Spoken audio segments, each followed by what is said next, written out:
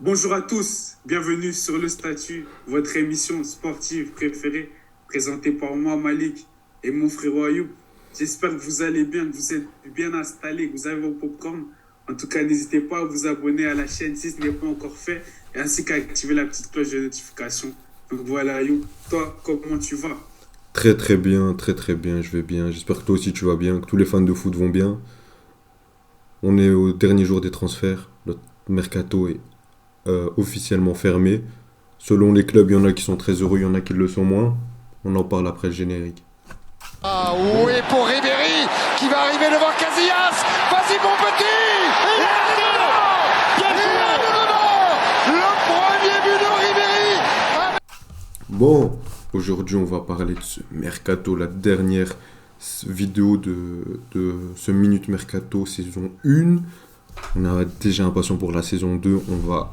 On va introduire cette émission avec... Tout d'abord, on va parler de la surprise de ce mercato.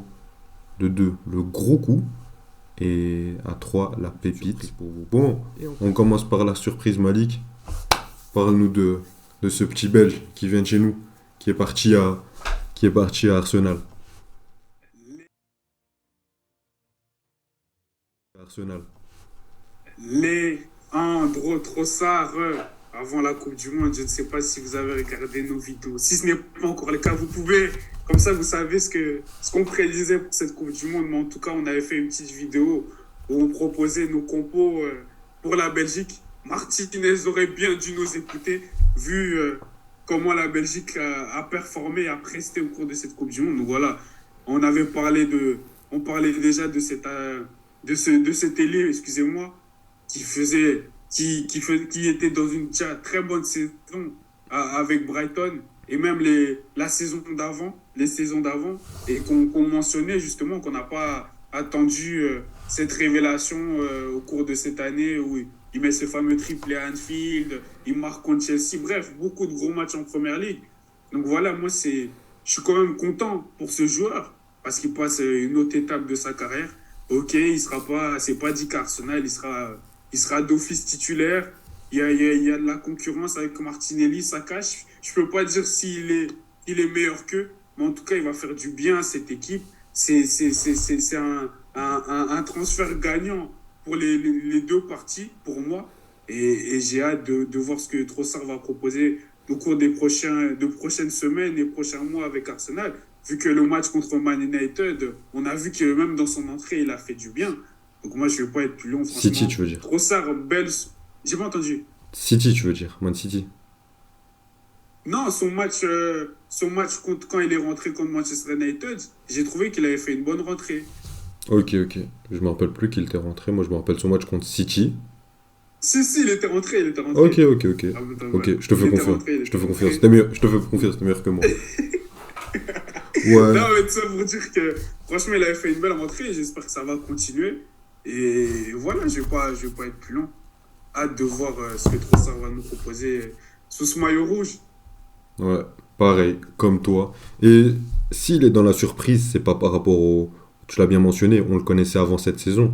Ça fait plusieurs années qu'on parle de lui, que la Première Ligue le connaît, que le monde du football le connaît.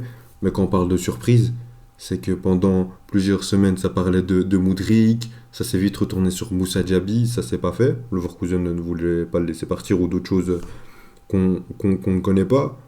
Mais Leandro Trossard, Arsenal. Tu me l'as dit avant le mercato, j'y aurais pas cru. Donc bon, belle surprise, nous on aime bien, on a hâte, un renfort offensif pour Arsenal. Petite parenthèse sur Jorginho, on disait qu'ils avaient besoin de renfort sur l'aile, parce qu'il n'y avait que Saka et Martinelli et Reiss Nelson. On juge un peu ça trop faible pour aller chercher une première ligue. Au milieu, il te manquait Chaka, partait. Est-ce que Jorginho était un bon suppléant à ces jours-là? On ne sait pas encore, on le verra et on en parlera sur les prochains mois. Bon, Moi, je trouve que ça va quand même, juste pour fermer la toi porte. tu penses que c'est Je trouve que ça va positif? quand même. Je pense quand même. Tu penses pas qu'un Jorginho, Non, moi je pense, mais je pense. jouant avec un Partey qui fait le sale boulot, entre guillemets, à côté, il peut jouer dans un fauteuil un peu, tu vois. Il a la Non, qualité technique pour jouer dans un football comme ça, je pense. je suis d'accord parce qu'on critique beaucoup Jorginho, mais Jorginho, c'est quoi ses bonnes prestations? C'était avec Tuchel quand tout était hyper bien articulé, qu'il y avait N'Golo Kanté à côté, et en Italie, regarde comment au milieu de terrain il travaillait. C'est pour ça, quand c'est bien articulé, je pense que c'est facile sur lui. Pour lui, c'est un joueur intelligent, c'est un prêt. S'il va pas venir comme titulaire, mais il va aider Arsenal dans beaucoup de matchs. Donc bon, on va passer au gros... Non. D'abord, on va pas parler de la pépite. J'ai pas trop envie d'en parler. J'ai pas trop envie d'en parler, je suis dégoûté, j'ai le cœur brisé. Prochaine étape, l'Olympique de Marseille va recruter Karim Benzema pour me faire mal. Unai était sur les dernières années mon joueur marocain préféré. Le descendant de Boussoufa, le beau jeu. Le Maroc, on n'est que des dribbleurs. Top 10 des meilleurs dribbleurs d'Europe. Unai, Boufal et Eze Abdé sont dedans. C'est que c'est dans notre ADN, vous savez. Et donc, oui, Unai, super joueur. On le disait déjà avant la Coupe du Monde. Je pense que c'est pas qu'un joueur de Coupe du Monde, donc c'est une très bonne chose pour l'Olympique de Marseille. Il va rentrer dans un box-to-box ou peut-être dans un milieu à 3 qui va s'articuler quand tu sais que la saison prochaine, il n'y aura plus Guendouzi qui pourra se jouer ce rôle de chaîne entre le milieu et l'attaque. Donc tu devras peut-être passer à un milieu à 3. Et là, il sera aussi intéressant dans ce rôle-là. Je pense qu'il peut être intéressant à côté de Valentin Rongier qui fait une très belle saison du côté de l'OM, surtout en championnat, un peu moins en Ligue des Champions. Verretou commence à se réveiller un peu et fait de belles prestations, même si c'est un super milieu, un milieu que, contrairement à ce que Malik pense, j'adore, mais malheureusement, à l'OM, c'était un peu plus compliqué ce début de saison, mais maintenant ça va mieux, donc oui, c'est un joueur qui court énormément, il te fait les 12 km par match. Comme si c'était un petit fit five entre potes, et je pense que ça colle parfaitement au football de Tudor. Et en plus de ça, il peut ajouter quelque chose qui manque à Marseille, peut-être dans la création au milieu de terrain, ou peut-être pour les ressorties de balles, un truc que je vois moins chez Rongier, que je voyais beaucoup chez Verretou du côté de l'AS Rome, mais des fois, quand le pressing est trop intense, comme on l'a vu ce week-end à Monaco, des fois sur les ressorties, c'est un peu plus compliqué. Unai, on l'a vu avec le Maroc, il a fait ça face à des joueurs de classe internationale. Donc, c'est pas parce qu'il est marocain, mais c'est plutôt sur ce que j'ai vu avant la Coupe du Monde, où je pensais déjà énormément de bien. On rajoute à ça ce qu'il a fait pour la Coupe du Monde. Et surtout, moi je vais clôturer là. Unai, avant la Coupe du Monde, c'est 10 millions. Après la Coupe du Monde, c'est 45-50 millions. Un joueur de cette qualité-là, à cet âge-là, qui sort comme ça, qui brille d'une Coupe du Monde. Au minimum 35 millions. Pour moi, 10 millions, j'ai l'impression que les gens n'ont pas vu son match. C'est le... Et pourquoi tu dis les gens? Tu dois parler aux dirigeants d'Angers. C'est Mais non, de mieux négocier. d'accord. Mais bien sûr, ils auraient pu mieux négocier, ils auraient pu faire en sorte de le garder. Mais s'ils le vendent à 10 millions, ça veut dire qu'il n'y avait pas trop de clubs qui ont proposé énormément d'argent. Regarde par exemple un Hugo Ekitike. Bien sûr, Reims aurait pu négocier, ont bien négocié 45 millions. Mais si le Paris Saint-Germain a mis 45 millions d'euros sur Hugo Ekitike, c'est pas parce qu'il le va seulement qu'il le vaut et que ça a été bien négocié, c'est parce que Newcastle le voulait aussi et était prêt à mettre ces sommes-là. Donc tu as gagné aussi une bataille sur le mercato. Donc bon, 10 millions, moi je trouve ça totalement dérisoire et on le verra sur les prochains matchs. Un mot à dire? Oui, bien sûr, un mot à dire, parce que je ne comprends pas ton dégoût, vu tous les arguments que tu as. D'accord. Pour moi. Demain, il y a un milieu au Congo, il pète. C'est ton joueur préféré de ta sélection. C'est ton chouchou. Ça fait 2 ans que j'en parle à tout le monde. Les gens ne savaient même pas qu'il était marocain, ne savaient même pas qu'il jouait à Angers. Je le sauçais comme je sauçais Bouffal quand il jouait à Lille, Southampton. Je disais non, mais il va se réveiller. Je fais la même chose. Mon joueur préféré, c'est Benzema. Le deuxième, c'est Marc Boussoufa. Et le troisième, c'était Unai. Mais là, il va à l'OM. Arrête, encore une chance que je suis dégoûté. C'est normal. C'est un joueur que j'aime bien. Il va dans mon club rival. C'est normal. Ok, c'est le club. Mais je suis content pour lui. Je pense que c'est un bon choix sportif, honnêtement. Non, c'est un bon choix sportif. Mais après, Merci, mais non, merci. je suis objectif là-dessus. Après, moi, on parlait de lui à Naples. J'avais le sourire jusqu'à là. À Naples. Le Naples de Spalletti.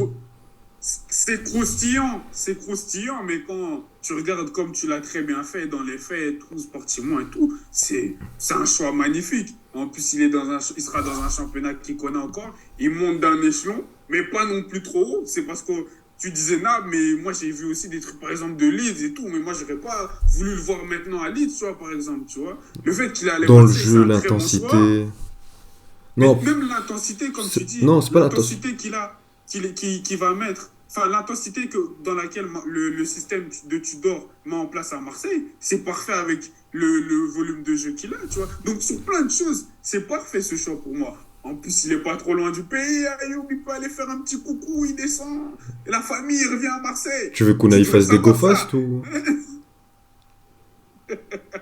Je rigole. Non, mais tout ça pour dire que pour moi, des deux aspects, c'est vraiment un magnifique Ouais, bien choix. sûr. J'ai hâte de voir ça. Je vais pas aller plus loin qu'Ayoub. Puis juste que pour moi, c'est vraiment un magnifique choix. J'ai hâte en tant que fan marseillais. Unai, régale-nous, regarde ça. Là. Ouais, Unai, la vérité, j'aurais préféré connaître une déception amoureuse que ça chez mal au cœur, mais c'est pas grave. S'il te plaît, Asdin, fais pas trop de mal sur le Classico, parce qu'on sait avec... Par exemple, tu vois, nous, honnêtement, hein, je veux pas surcoter Unai, parce que j'aime pas les gens qui font ça, parce que le joueur est de leur origine, mais on avait un match contre Reims. Il y avait Carlos Soler, Fabien Ruiz. Moi, je pense que ce mec-là, autant sa chance dans mon club que les autres. Mais bon, Tu magnifique. l'aurais vraiment voulu dans cet environnement de drame Non, non, non. du Paris Saint-Germain. Et en plus, cet été, il y a un gros milieu qui vient, Unai saute. Je te dis que sportivement, Marseille, c'est parfait. Là, je te parle de logique sportive du Paris Saint-Germain, tu vois. C'était plus une pique envers mon club qu'une pique envers le tien. Mais bon, tu retiens que le négatif. Bon, positif, on passe au gros coup. Vas-y, Malik. On passe au gros coup. Vas-y, Malik, parle-nous de Cancelo au Bayern. Cancelo au Bayern qui, pour la petite précision, est en prêt avec une option d'achat d'environ 70 millions d'euros. Donc au début, on parlait d'un prêt sans option d'achat. Cancelo qui vient remplacer un Benjamin Pavard qui est libre cet été. Et un Nouzer Mazraoui qui est blessé. Vas-y, Malik. Non, clairement, le titre, c'est gros coup. Enfin, le sous-titre, devrais-je dire.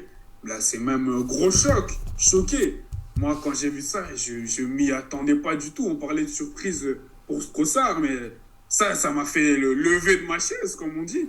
Franchement, je Vraiment. m'y attendais pas du tout. Pour moi, c'est une énorme perte pour Manchester City. Je comprends pas comment ils ont pu le laisser partir comme ça. Ok, c'est quand même 70 millions, mais c'est pas non plus le plus gros montant, surtout pour un joueur de cette qualité-là. Ok, il revient, il est dans une saison un peu moyenne, pas la meilleure saison de sa vie. Son retour de Coupe du Monde non plus n'est pas ouf, même s'il a pas énormément joué. Sa Coupe du Monde n'est pas Mais ouf. sa Coupe du Monde n'est pas ouf aussi. Non, mais tu vois, donc même toute sa saison est assez moyenne depuis le début de saison. Mais franchement, choqué malgré tout. Ça reste Cancelo. On a vu ce qu'il nous a montré sur sur la saison dernière, l'année d'avant encore. Et même quand il était à la Juve, tout le monde aimait déjà. Donc c'est un ajout incroyable pour le Bayern. Et c'est une perte énorme, je pense, pour Manchester City.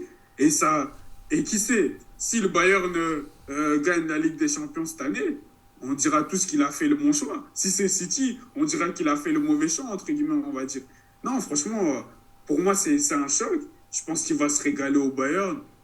C'est une équipe qui, on le sait, joue haut, aime avoir le ballon. Donc, je pense pas qu'il sera perdu là-bas.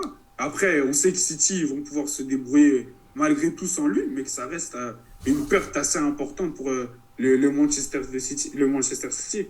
Et uniquement pour Cancelo, t'as déjà donné ton avis, tu penses qu'il va se régaler au Bayern, que ça va marcher. Mais est-ce que tu penses que est-ce que c'est mieux que City?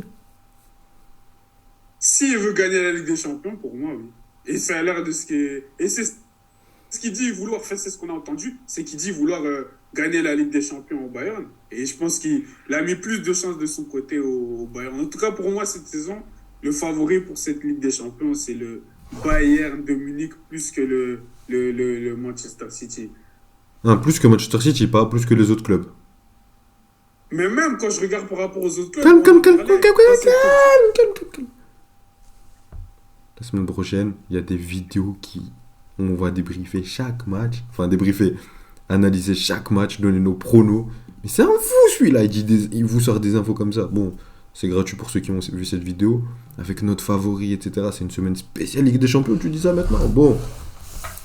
Donc pour Malik, c'est un très bon choix. Moi, j'y vois un peu de mauvais des deux parties. Un peu de mauvais des deux parties. Je pense que les deux, ils sont... Manchester City est totalement perdant. Et Cancelo est à partie gagnant. Parce que pour toi, City, il est gagnant de partir au Bayern. Parce qu'il a plus de chances de gagner la Ligue des Champions. Mais c'est la Ligue des Champions. si je t'avais dit avant le match du PSG, et surtout après le premier match, que le Real allait gagner avec des champions, même toi, qui chaque année dit que le PSG va perdre, tu aurais pas cru. Tu n'aurais pas cru que ce Real allait faire une remontada. Donc c'est une coupe où c'est deux grands clubs et c'est trop. Il y a trop de points à prendre en compte. Donc là-dessus, je pense pas qu'il est forcément gagnant. Je pense que dans les deux, il avait autant de chance, même peut-être plus à City, puisque le Bayern c'est un peu difficile et surtout qu'on va les sortir dès ce tour-là. Mais à part ça, moi je trouve que c'est bon pour Cancelo parce que on a vu que c'est pas pour le sportif qu'il est parti, hein. C'est pour une mésentente avec Guardiola par rapport à son statut cette saison, même si je trouve que cette saison il avait quand même du temps de jeu. Surtout au début de saison, il a fait un match, je me rappelle un match contre Southampton, c'était incroyable. Il a fait de bonnes prestations. Guardiola lui accordait énormément d'importance dans son système. Il jouait défenseur gauche, milieu. Après, il y a eu ses blessures, Coupe du Monde.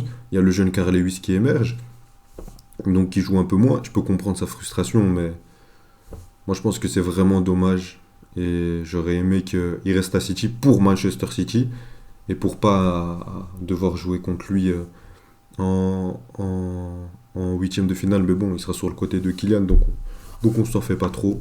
Donc bon, justement, un grand merci à vous d'avoir encore écouté cette émission. Si vous l'avez aimé autant que nous, n'hésitez pas à lâcher un like, vous abonner, activer la cloche pour être averti dès que ça sort. Vous abonnez à nos réseaux sociaux, les liens sont en description. Merci Malik.